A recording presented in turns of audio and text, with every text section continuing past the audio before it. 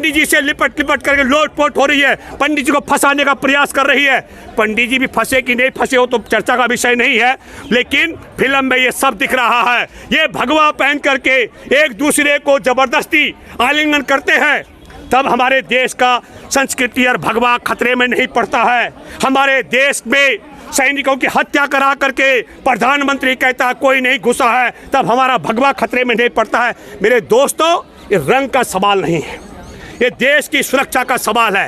5 मई 2020 से जो चीनी सैनिक हमारे देश की सीमा पर कब्जा करके बैठे थे, उन्हीं सैनिकों ने 15 जून को हमारे जवानों की हत्या की, 76 जवानों को घायल किया। और 2022 में कन्याकुमारी से जब राहुल गांधी 7 सितंबर को यात्रा शुरू करते हैं, तो 8 सितंबर को वही सैनिक, चीनी सैनिक, ये संसद में सवाल उठना चाहिए कि भारत की सरकार, भारत का विदेश मंत्री, भारत का रक्षा मंत्री, भारत का प्रधानमंत्री, भारत का राष्ट्रीय सुरक्षा सलाहकार और भारत की सेना के कमांडर चीन के साथ ऐसा क्या समझौता कर रहे थे, जिसकी पोल खोल अब होने वाली थी राहुल गांधी की पदयात्रा से। तो अमित शाह खोल रहे दो चीजें अगर बात सुनिए, 2 चीजें बड़ी अहम सवाल है।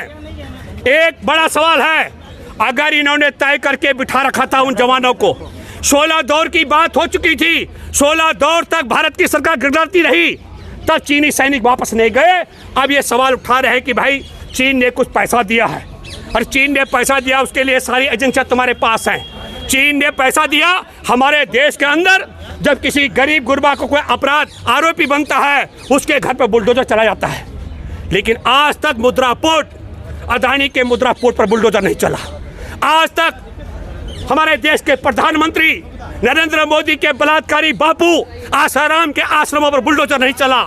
आज तक उन भगवाधारियों के घरों पर बुलडोजर नहीं चला, जिन्होंने बलात्कार और हत्या के मामले में पेरोल पर बाहर आए हुए बलात्कारी हत्यारे से उसको पिताजी बताया और उसको उसका आशीर्वाद पाया।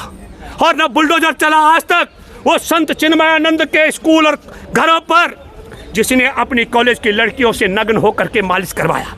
तो यह सवाल जो बार बार उठता है, मैं ये कहना चाहता हूँ, ये रंग का मामला नहीं है, ये देश के साथ गद्दारी का। कुछ लोगों ने कहा कि भूपेंद्र रावत, हम तो, हमारे माता पिता, हमारे बाप दादा तो घोर भाजपा विरोधी थे और हम लोग मोदी के बहकाव में आकर इससे जुड़ गए, अब हमारी आंखें खुल गई। मैंने तपाक से जवाब दिया, तुम्हारे बाप दादाओं को देश के गद्दारों की अच्छी समझ और पहचान थी। आज के युवा पीढ़ी भ्रमित हो चुकी है, उन्हें देश के साथ गद्दारी करने वालों की पहचान कम है। मैं गद्दारी के 4-5 सबूत आपको बताता हूँ। लाहौर में कांग्रेस ने एक प्रस्ताव पास किया, 1900, मैं अब देश की आज़ादी की बात कर रहा हूँ, और जब प्रस्ताव पास होता है कि तिरंगा लेकर चलेंगे, तो भारत में एक तिरंगा का विरोधी केशव हेगड़ेवार कहता हम भगवा लेकर चलेंगे, ये तिरंगा का विरोधी आदमी था। इसके बाद आपको बताता हूँ, गांधी जी की अपील पर तिरंगा की यात्रा निकल रही थी।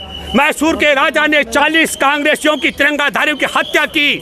स्कायर सावरकर जिसने माफ़ी मांगी थी, और माफ़ी मांग करके जो माफी वीर बना और पेंशन पाता रहा, उस व्यक्ति ने प्रशंसा पत्र लिखा। किसको? उसने चिट्ठी लिखी मैसूर के राजा को। और तीसरी महत्वपूर्ण बात कहना चाहता हूँ, गोलवलकर ने कहा हमारे देश में 95% आबादी को कंगाल बना दिया जाना चाहिए, गरीब बनाया जाना चाहिए। तो हमारे देश में, और चौथा, गांधी का हत्यारा इनका आदर्श है, इनका हत्यारा, गांधी का हत्यारा इनका आदर्श, देश को कंगाल बनाने वाला गोलवलकर इनका आदेश, अंग्रेजों का मुखबिर, देश की जासूसी करने वाला कायर सावरकर इनका, तिरंगा का विरोध करने वाला हेगड़ेवार इनका जासूस, और देश में अंधभक्तों का, देश का गद्दार और चीन का वफादार नरेंद्र मोदी उनका आदर्श है। ये देश उस ओर पहुंच चुका है। रामदेव जी के बयान पर कुछ कहना चाहोगे? बाबा रामदेव बेचारा उतना ही बोला, जितनी चाबी भरी राम ने उतना चले खिलौना वाला मामला है।